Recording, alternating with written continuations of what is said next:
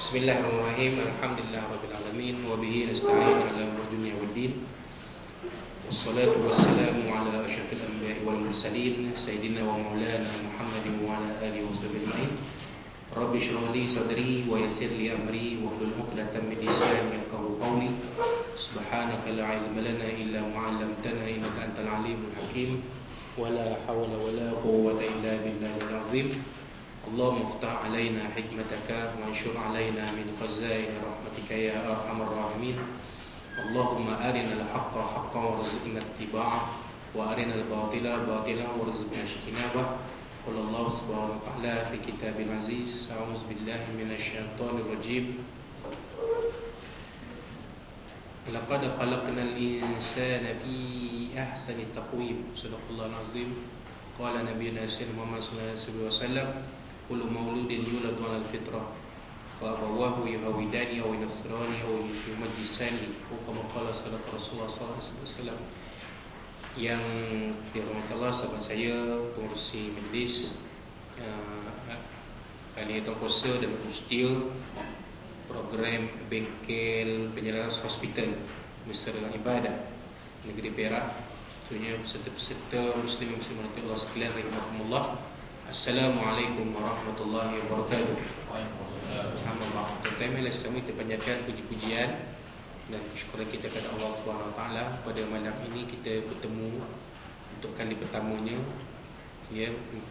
Saya kira ramai, mungkin keseluruhan di antara tuan-tuan dan puan-puan tak kenal saya, kerana saya bekerja pun berada di sebalik tabir biru, behind the blue curtain kata orang. Kalau masa perang dingin dulu, Cold War antara USA dengan Soviet Union, blok timur tu dikenali sebagai Iron Curtain. Jadi negara-negara Soviet Union dan sekutu-sekutu dia berada di belakang tabir besi. Macam saya, kerja kami dalam PDRM, kami berada di balik tirai biru, behind the blue curtain. Maknanya kalau yang kenal kami pun warga PDRM lah. Ini berbeza dengan apa yang saya lalui ketika saya bekerja dalam Jabatan Hal Ehwal Agama Islam Negeri Sembilan dulu.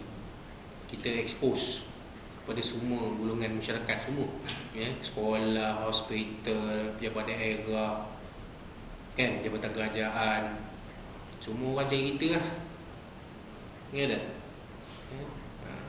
Tapi bila berada dalam jabatan macam PDRM ni, orang PDRM yang kenal keluar, kita adalah nobody. Ada bagus, ada tak bagus. Yang bagusnya kita boleh pergi Maidin, orang tak serbu. Pergi pasar malam, orang tak serbu. Kalau pergi pasar malam, kalau kita berjanji dengan rumah 1 jam, pergi pasar malam 1 jam tu lah akan membeli belah. Orang tak nampak pun, tak buat tak nampak kita. Memang tak nampak kita pun tak kenal, tak nampak. Berbanding semasa saya bekerja dalam nyata agama dulu di daerah sebagai imam masjid daerah, pergi pasar malam 1 jam 45 minit tu bercakap dengan orang. Banyak benar tol. Ibu, "Hai Pak Ustaz, hai Pak Ustaz." Beli membelah tak banyak, 15 minit. Jadi rumah kadang-kadang rimai. Orang perempuan dia rimai, dia tak boleh nak shopping. Yudahnya, abang duduk dalam kereta, elok saya pergi seorang. Memang 1 jam lah boleh shopping. Kalau dengan saya, confirm lah ramai orang Pak Haji ni lah sana, atau orang Haji sini, semua orang kampung nampak tegur, "Boleh apa Ustaz?" Sembang dulu, Itu yang bagusnya lah kalau kita orang tak kenal. Yang tak bagusnya macam ni, Sebelum saya perkenal, kalau bandingkan saya dengan Ustaz Munawir, agak-agak tuan-tuan perempuan kenal Ustaz Munawir lagi daripada kenal saya. Semua hal kita lebih kurang sama. Cuma dia berada dalam Jabatan Agama Islam Perak, saya berada dalam PDRM. Jadi orang tak kenal.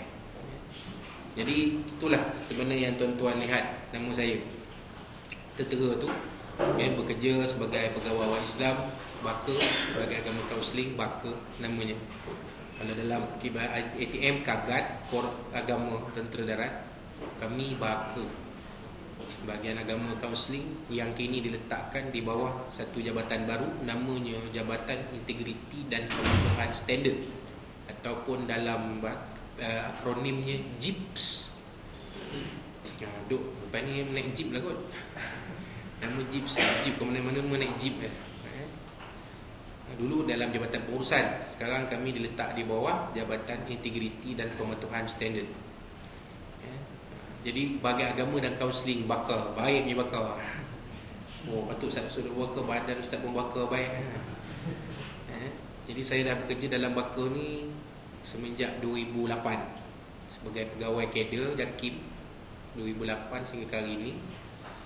Dan saya difahamkan ada di antara sahabat-sahabat yang berada ni juga merupakan sahabat-sahabat saya, pegawai kader JAKIM juga, tapi diletakkan di Kementerian Kesihatan Malaysia dan majoritinya ialah memang warga KKM lah. Saya difahamkan ada yang jururawat, ada yang MA, medical assistant, pembantu pembantu perubatan. Ada tak yang lain, jawatan yang lain? Kok dia juru X-ray ke, juru urut ke, juru tepuk tampar ke? Ada kan? Saya tak tahu dunia hospital ni. Tapi kalau dunia boleh, insyaAllah kan, sebut-sebut sikit tahu lah. Jadi saya dijemput oleh pihak KSKB untuk menyampaikan satu ceramah yang diberi tajuk Adab-adab menyambut kelahiran bayi dalam Islam. Tajuk ni tak pernah saya bawa di mana-mana pun. Sebab benda menyambut bayi ni bukan semua orang boleh kan. Cakap je suami kena ada sebelah isteri kan, masa nak nyambut kelahiran. Dia nak tengok isteri dia punya tempat keluar anak pun trauma. Tak boleh sekali anak tu lah sampai habis, anak tunggal sampai habis itu. Isteri tu balik tanya, abang tak nak tambah anak ke? Tak nak, trauma. Tengok yang masa melahirkan anak kita trauma kan, masa nak bersama tu tak trauma.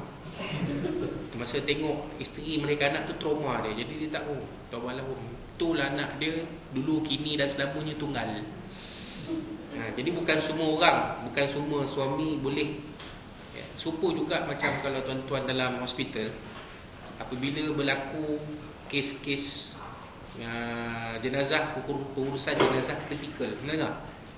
Pengurusan jenazah kritikal yang aksiden, mati aksiden, kepala pecah, muka pecah, anggota badan bersepai, macam yang kita tengok yang baru ni, jenazah-jenazah penumpang MH17 kan. Saya rasa tuan-tuan perempuan pun tahu keadaan kebanyakan mereka itu sebenarnya kritikal, dipanggil kritikal. Sebab itulah pihak kami tidak membenarkan waris-waris melihat. Ada yang nak tengok, dia kata nak tengok, jadi kita tak bagi. Kita kata kalau tak nak rupa dia, bayangkan macam mana rupa last kali kita tengok, macam terlupa dia dalam keranda. Yang sebenarnya tak. Sebab kita tak mahu nanti jadi waris ni akan mengalami trauma yang berpanjangan. Macam tuan-tuan tak apa, tuan-tuan orang hati kering, tak ada hal memang hati kering lah. Tuan-tuan perempuan memang kering semua dah. Lagi-lagi yang kerja dekat trauma dan kecemasan kan. Memang hati kering lah. Saya Ustaz memang tak ada hal lah. Takat dia pecah bersepai tu dah biasa Ustaz. Kan? Jadi saya tak tahu nak cerita macam mana. Cuma kita boleh cerita secara konsep lah. Praktikalnya tuan-tuan perempuan sendiri yang berada dalam bertugas dalam buat bersalin, biasalah tu kan. Satu kita beritahu je lah, kalau suami tu tak berani nak tengok, so dia duduk tepi je. Itu kan, tak payahlah dia pun sama menengok benda kan.